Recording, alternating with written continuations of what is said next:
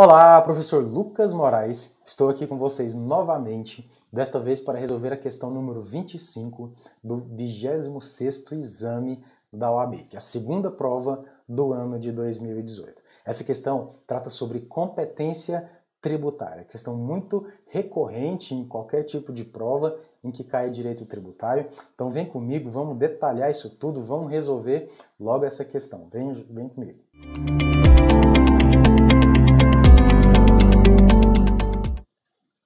Olha só, admita que em 2016 foi criado um território federal no Brasil, dividido em municípios. Eu vou marcar isso aqui porque é muito interessante. Dividido em municípios. Joaquim reside neste território e recebeu da União no presente ano, uma guia para pagamento do IPTU. Ou seja, ele mora no território federal e a União mandou para o Joaquim uma guia para pagamento do IPTU. Joaquim, que mora em um território federal dividido em municípios, tá certo?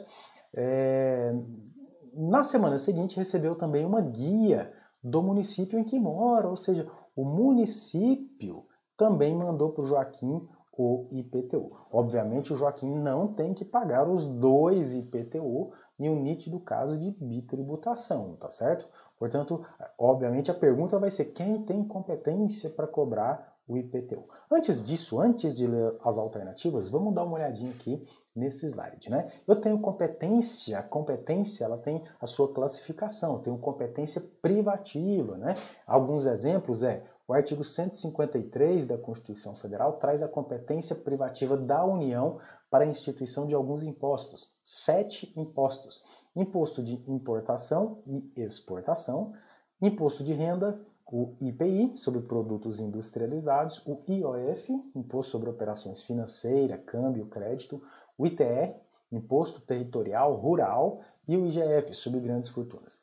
O artigo 155 da Constituição Federal traz a competência privativa dos estados para a instituição do ITCMD, causa mortes e doação, ICMS e PVA, que vocês conhecem. E a competência privativa dos municípios para a instituição de IPTU, ITBI e o ISS, Imposto sobre Serviços de qualquer natureza. Essa é a competência chamada de privativa. Mas tem também a competência chamada de cumulativa, que é o objeto do enunciado. Ou seja, 2 casos de competência cumulativa. Esses 2 casos estão exatamente lá no artigo 147 da Constituição Federal. E por que ela é chamada de competência cumulativa? Exatamente porque um ente federativo acumula a competência de um outro ente federativo. Vamos entender isso melhor. Olha só. Primeiro caso, a União, em território federal, ela vai cobrar os impostos federais, que já são dela, até aqui não tem novidade, mas ela vai cobrar também os impostos estaduais. Ou seja, a União, ela vai cobrar todos esses impostos que estão aqui e também os impostos estaduais. Professor, e os impostos municipais? Perceba que eu tenho um asterisco aqui. Por quê? Porque os impostos municipais dependem. Se o território federal for dividido em municípios, há essa possibilidade, a União fica com os impostos federais e estaduais e os municípios continuam com os impostos municipais.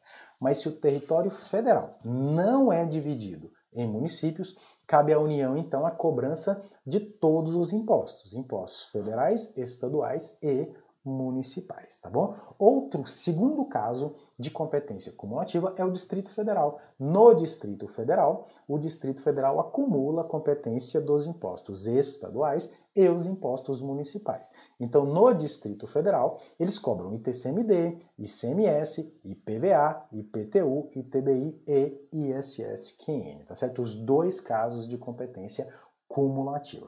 Tem também a competência residual, que é a competência da União, no caso de impostos que não existem. Competência extraordinária, no caso do imposto extraordinário sobre guerra, que é uma competência que só nasce no caso de guerra externa ou na iminência de uma guerra externa. Mas o que o enunciado está cobrando de nós? Está cobrando este primeiro caso de competência cumulativa, que é justamente a União em território federal, competente para a cobrança cumulativa de impostos federais e estaduais e os impostos municipais se o território não for dividido em municípios. Se for dividido em municípios, a União cobra impostos federais e estaduais e os municípios que existem cobram os impostos municipais. Vamos voltar para o nosso enunciado e olha que bacana, eu tenho um território federal dividido em municípios. E aqui já ficou muito fácil para a gente responder isso, né?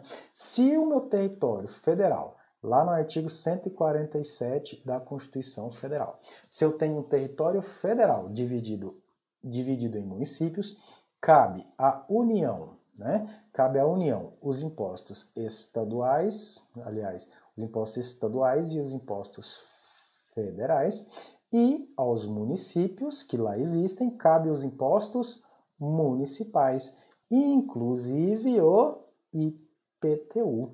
Portanto, se ele recebeu duas cobranças, uma da União e outra dos municípios, está errado. Quem é o competente para cobrar esse imposto? Os municípios, porque lá existem municípios. Se lá não houvesse município, a União teria competência para cobrar esse IPTU, tá certo? Olha só, levando em conta a situação descrita, assinale a afirmativa correta. Letra A. Apenas a União é competente para, no caso, exigir o IPTU? Não. Por que não? Não é competente porque este território federal é dividido em municípios, compete ao município. Letra B. Apenas o município onde Joaquim reside é competente para exigir o IPTU? Correto, correto. A União não tem competência.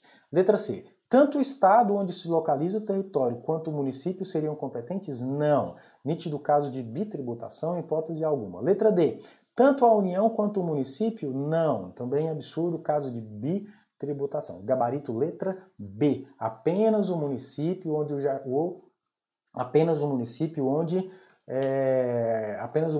Joaquim reside é competente para a cobrança do IPTU.